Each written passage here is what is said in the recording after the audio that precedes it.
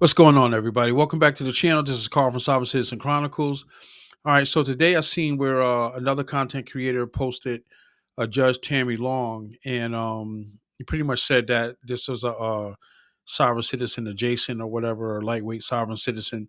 So I ended up checking it out, and yeah, I understand what he's saying as far as lightweight sovereign citizen, but I think it's a pretty good proceeding, and I'm gonna let y'all be the judge if she is a sovereign citizen or not. She's definitely pro se, all right. And then I have a second proceeding with somebody who is definitely a sovereign citizen, but she's going to deny that she's a sovereign citizen. And not for nothing, I haven't put up a Tammy Long Hayward, a Judge Tammy Long Hayward video in a long time, so this is my opportunity to get some Judge Tammy Long Hayward content out there. All right. So with that being said, let's get to these two proceedings, and I will have timestamps down below in the description. First case on the 11 o'clock calendar for the civil calendar for Judge Tammy Long Hayward, State Court of Clayton County, December 3rd of 2025 is Wells Fargo Bank versus Ilan Bomani. Wells Fargo Bank versus Ilan Bomani. Hello, Your Honor. This is Price Maharaj for the plaintiff on that matter. All right. I'm sorry. Who is it? Oh, Mr. Thank you. I'm trying to pin everybody as I hear them. That makes it a little easier to see who's talking. All right. And Ms. Bomani, I see. Yes, I'm right here, Ilan Bomani. Yes, ma'am. All right, Ms. Bomani, do you have somebody representing you, or are you representing yourself? I'm representing myself today, Your Honor. All right. So, all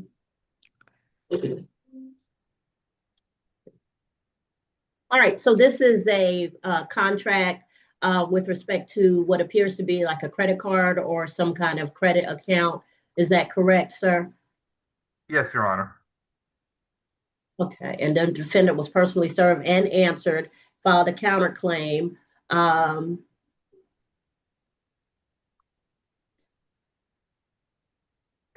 The answer does say counterclaim. However, I've got it pulled up right in front of me. I had a chance to review it, and I don't see really where any claims against our client have been made. Yeah, I think that was that she was seeking information that she says wasn't provided. Okay. But I don't know that it was a counterclaim in the true sense. Yeah, that's what I was getting at. Okay, so go ahead, sir, and present on behalf of your client. And is your client the original creditor? Yes, Your Honor. Okay, so ma'am, this Mr. I'm sorry, Mr. Maharaj? Yes, Your Honor. You got it. Mr. Maharaj represents the original creditor, Wells Fargo. And go ahead, sir, and present. Yes, Your Honor. If it may please the court, yes, I will be brief on this one, Your Honor. No This problem. is a lawsuit brought over a consumer credit card agreement entered into between Wells Fargo Bank and Ilan Bomani. The facts of this case are fairly simple, as stated in our motion. Do you have what they're seeking? What was owed? I'm sorry, say that again, Your Honor? Do you have what was owed? What are you seeking?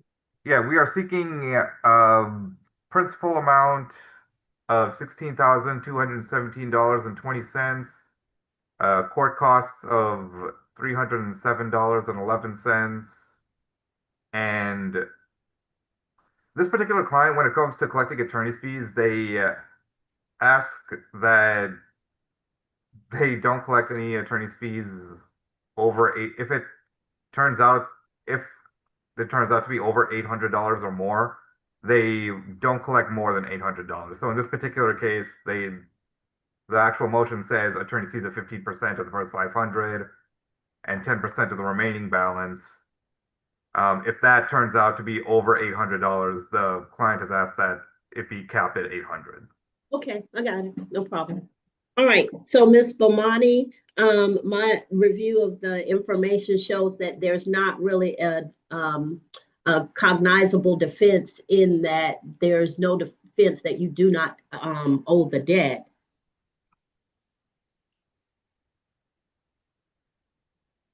And the counterclaim seems to be that you were seeking documents. Yes. Okay. The affirmative, the response, the affirmative defense is that the plaintiff did not provide documents showing a contract between the defendant and Wells Fargo Bank with the defendant's wet signature. The second one was the plaintiff has not provided any documents authorizing the handling of the defendant's personal data. This is all information I requested. Number three, the plaintiff has not provided a complete account number for defendant to review for the alleged debt. Number four, the plaintiff has not provided a full accounting of alleged debt for the amount of $16,217.20. Account numbers unknown. Defendant requests to review all original creditors, payments, credits, interest rates, disputes, including a signature or digital PIN code approving alleged charges claimed. Number five, plaintiff has not provided any documentation showing the debt is 100% accurate with no errors or omissions. Number six, the plaintiff has not provided communication between the plaintiff and the defendant. Number seven, the original creditor has possibly filed a 1099-C collections of debt with the IRS. This would void any ability to collect on any alleged debt. Defendant requests proof Wells Fargo Bank have not filed a 1099-C collections of debt write-off to the IRS. Number eight, the plaintiff did not provide a dunning letter giving defendant the opportunity to dispute alleged debt. Number nine, the plaintiff has excessively delayed in bringing this lawsuit to my disadvantage due to non-availability of communication and document requests being cut off with the original creditor to establish concrete proof of the claim amount by the plaintiff. Number 10, the plaintiff attorney, I don't want to mispronounce your name, sir, so excuse me if I do. Paresh Maharaj of Lefkoff, Rubin, Gleason, Russo, and Smith, PC, is a debt collector, has a requirement according to the Fair Debt Collections Practice Act to notify defendant by mail with a dunning letter, giving the defendant the opportunity to dispute alleged debt.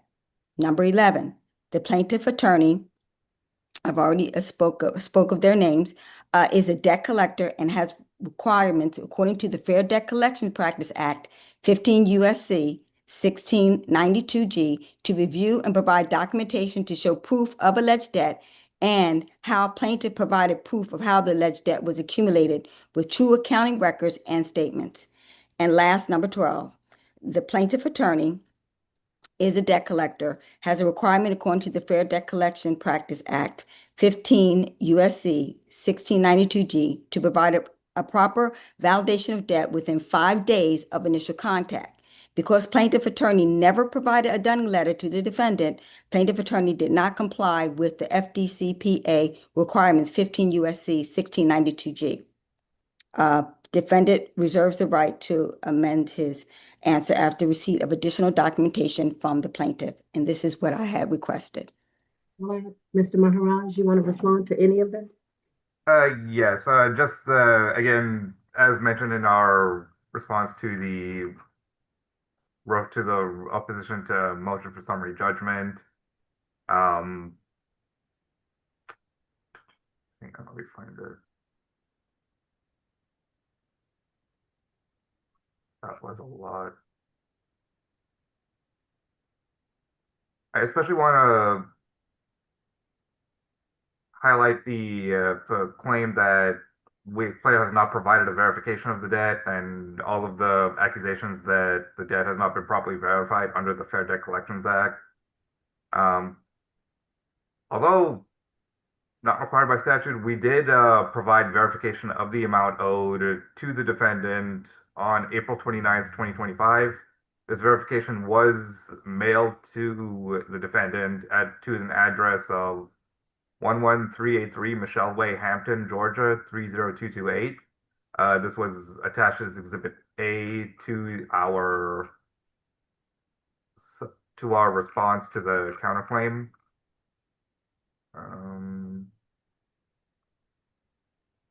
Furthermore,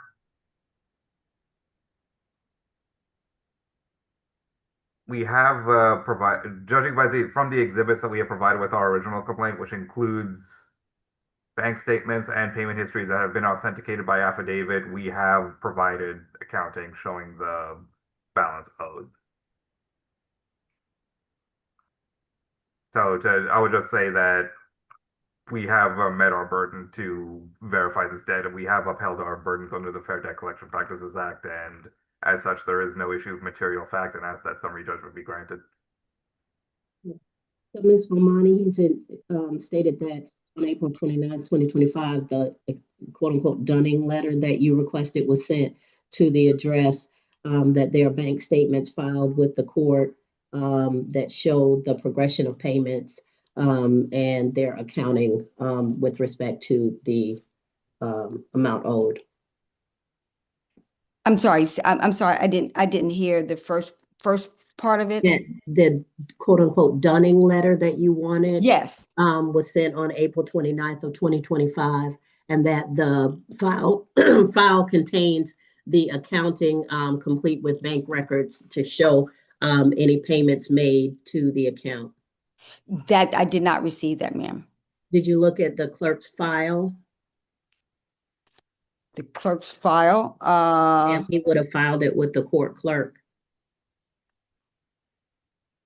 Yeah, I did not see that. Not at all. Where shows proof of that? Because even in my defendant motion of opposition to plaintiff for summary judgment, it basically stated that I have not seen that, ma'am. Okay, Mr. Maharaj, you filed all those things with the clerk of court? Yes, State Court of Clayton County. This particular one was filed on September 22nd, 2025. That was after. After what? After I made the request for it. I made the request for it on July 17th of 2025. Yes, and in response to your request, he filed it with the court clerk. Okay, I didn't receive any information in regards to that. Did you send Ms. Bomani a copy under by post, or did you just electronically file it? This was electronically filed. Okay. I'm not sure if she gets the electronic filings. I did not. We also filed a certificate. There was a certificate of service. It was with the same mailing address that we had, 11383 Michelle Way, Hampton, Georgia. Okay, so you did send it separately? Yes. All right, so he said he sent what he filed separately to you. Ma'am, I in all honesty, Judge, Your Honor, I never received it.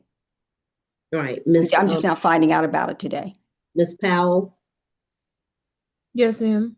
Do you see the documents filed by Mr. Maharaj? I have seen them. I can pull them up again, but I do specifically remember looking at them and looking at the date of April 29th. It was filed into the record, but it was proof that he had mailed it previously. Okay. All right, so if you want to put, you can put those up. Ms. Powell, let me see the file. Okay, just give me 1 second. Mm-hmm.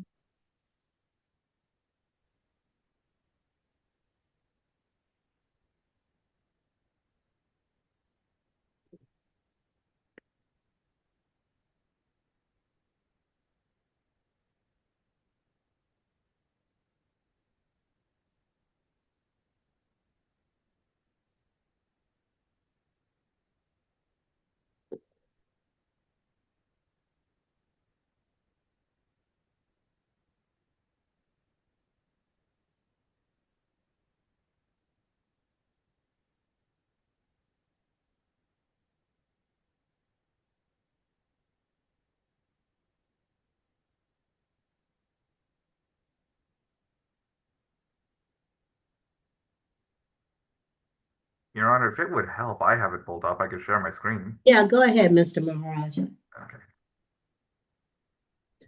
Okay. Okay, is this working? Yeah, that's fine. Okay, so so this is the certificate of service, Ms. Yes, Bomani? ma'am. Okay. Go ahead, sir. and yes, so as you can see, a plaintiff's motion for summary judgment in response to counterclaim. And this is just to go from beginning. Here's the proposed order, just to this is the first page of the actual motion. As you can see, you filed on that date. Just gonna scroll through just to show everything. And here's Yeah, the no, I did receive that, yes, but I did not see it in compliance with the Dunning. well, again, as attached as Exhibit A, here's the letter right here that was mailed on April 29th. And that's what I was also going to pull up, Judge. There's no that I saw no fuller copy of the letter, but it is verification that the plaintiff or the defendant's requests were responded to. So, ma'am, this is what you were asking for. Okay. All right. Okay, I did receive that. Okay, That so I did then receive. he did comply with the regulations that you stated. Okay, Is there any dispute that you have as to the amount of the debt of $16,207.20? yes, ma'am. Like I mentioned to you,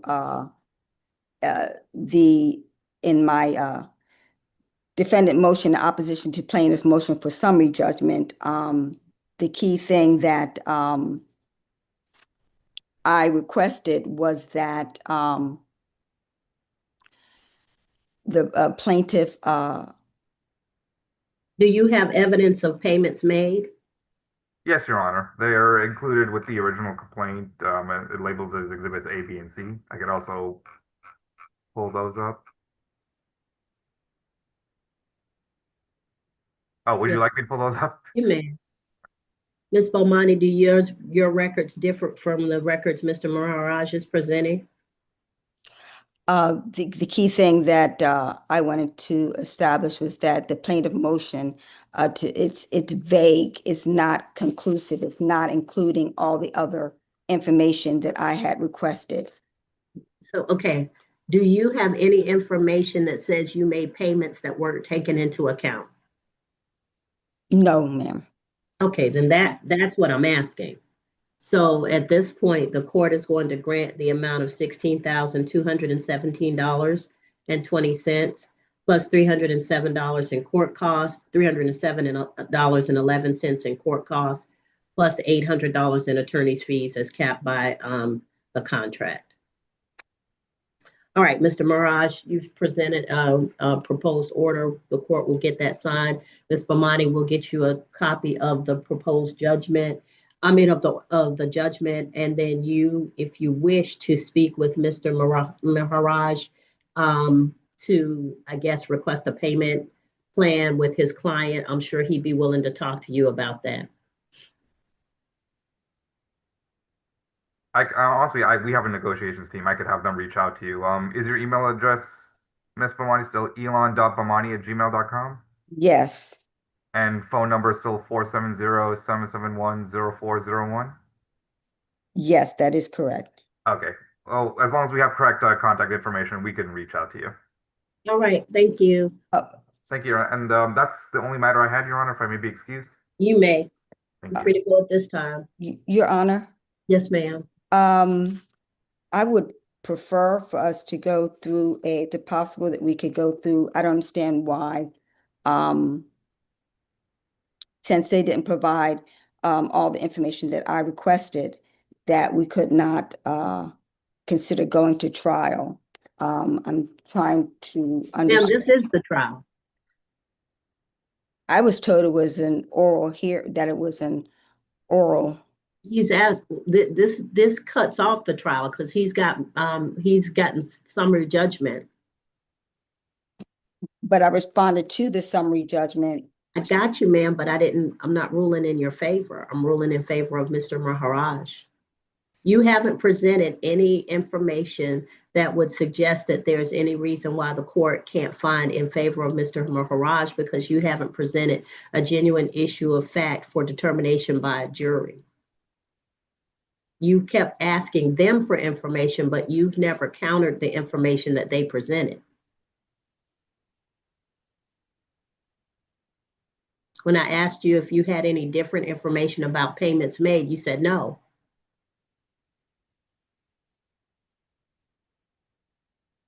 All right, so you can work that out with Mr. Maharaj's client with respect to payment. All right, y'all. So that's the end of the first proceeding. Now we're going to be moving into another proceeding with Judge Tammy Long Hayward. This lady, this is going to involve some type of land and trust and everything. And towards the end, well, I'm not going to give it. I'm not going to give out the goods. I'll let y'all check it out for yourself. But it's going to get good towards the end, and she's definitely going to be coming with the sovereign citizen defense.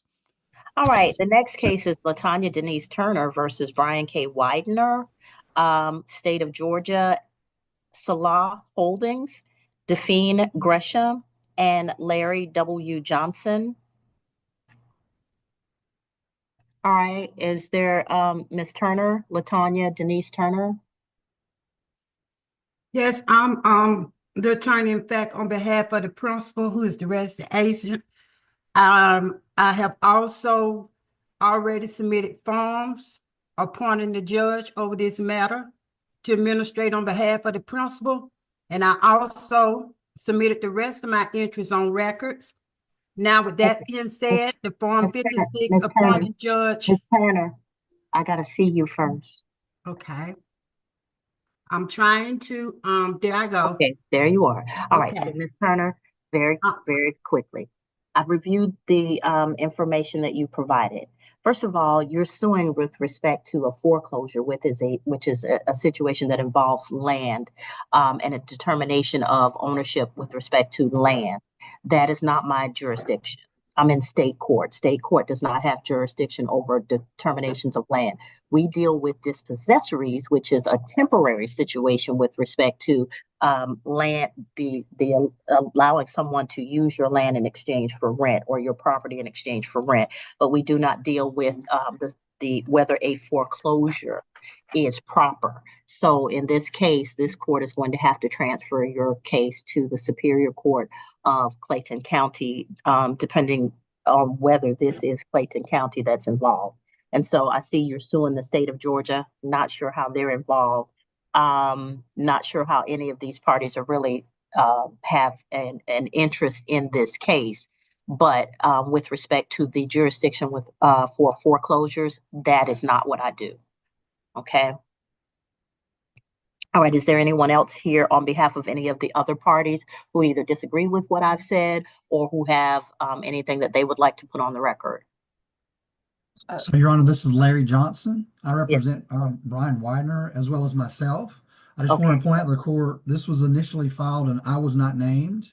Okay. And after I filed an answer on behalf of Mr. Widener, the plaintiff just stuck my name and added it to it without a court order.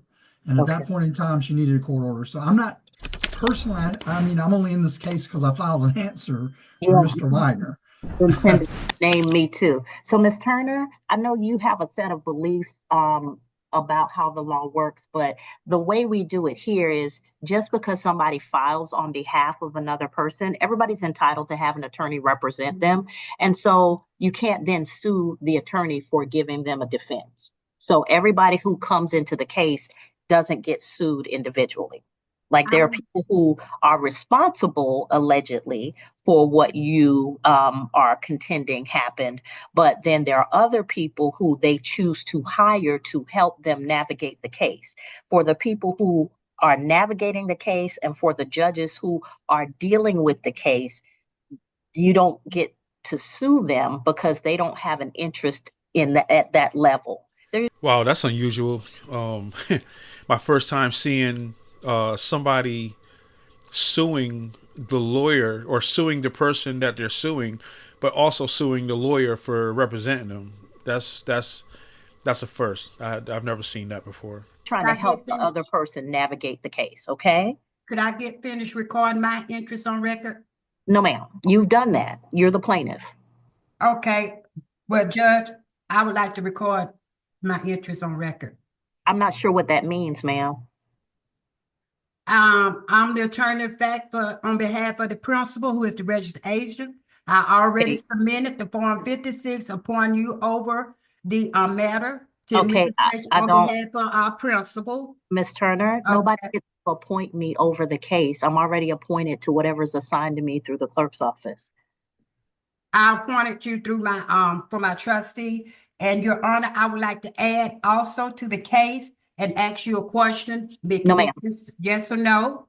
The question that I'm not going to answer any questions because this is not my jurisdiction. I'm going to transfer the case to Superior Court and let them sort it out because land use and land and interest in land is under the jurisdiction of the Superior Court. Okay, so we'll get you an order. We'll also dismiss Mr. Larry Johnson from the case pending whatever the Superior Court decides because he's only here to represent the defendant, which the defendant has a right to hire an attorney to represent them, and that attorney doesn't deserve to be sued because they are helping somebody defend themselves. This case is also in the federal court also. Okay, then if it's in federal court, then it probably doesn't need to be here also. You shouldn't have a case running in two different courts at the same time. Okay, that's just going to cause confusion. And you're not going to achieve what it is you wish to achieve.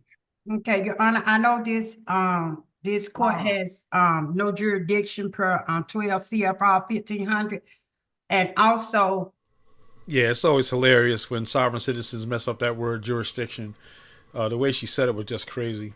But, you know, the other thing I'm going to say about Judge Tammy Long Hayward, she's one of the judges that, you know, she's definitely a no-nonsense judge, but she also does a good job at shutting you down while explaining why she's shutting you down, you know, as opposed to somebody just saying, you know, contempt.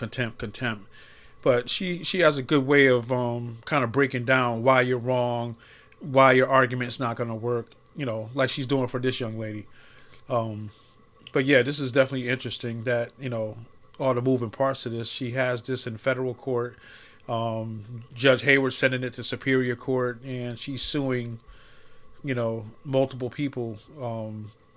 And it would seem that there's people that, you know, shouldn't be getting sued. Is there or should there be an investment in private residential property in the United States? Or is deposit? That is a question bigger than any of us can handle. People can invest in whatever they spend their money on. So at this point, I think that you're going a little bit too far afield. Like I said, we're going to go ahead and transfer this case to Superior Court, and my brother or sister judges on Superior Court will help you sort out what it is going on. Okay. All righty. So we'll go ahead and get an answer out to all of you. Get an order out to all of you transferring this case to Superior Court. But just as an aside, Miss Turner, everybody who comes in as a representative of somebody else, if they're an attorney, don't sue them because it just makes the case harder to get through. Okay, if you want to achieve something with respect to finding out what happened with your foreclosure, don't keep adding people to the Your Honor, in this executive branch of law, I have a right to sue the attorney and anyone else involved. Ms. Turner, in this executive branch, I do have a right to sue them and anyone else involved. It's nonsense. None of what you're saying makes sense. None of what, Ms. Turner, it's federal law. Ms. Turner, we're not in federal court. None of what you're saying makes sense. You haven't established an estate. There's no trustee. You're giving us word salad. You're just saying stuff that you've read or somebody told you was appropriate.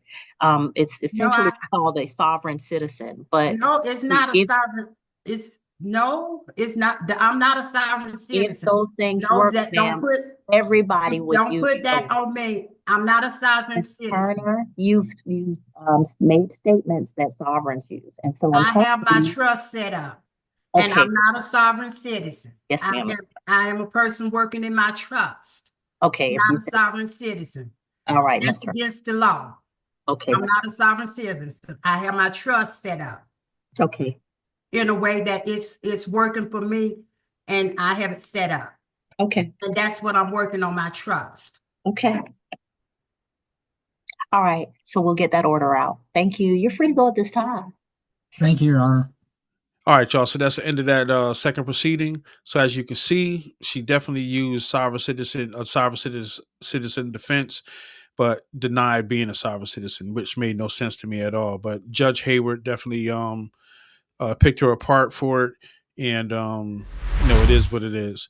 Anyway, I just want to thank you for watching. Like, comment, subscribe to the channel. Also, hit the notification bell so you get notified when I upload more videos like these. This is Carl from Sovereign Citizen Chronicles. I'll catch you on the next proceeding. God bless. Peace.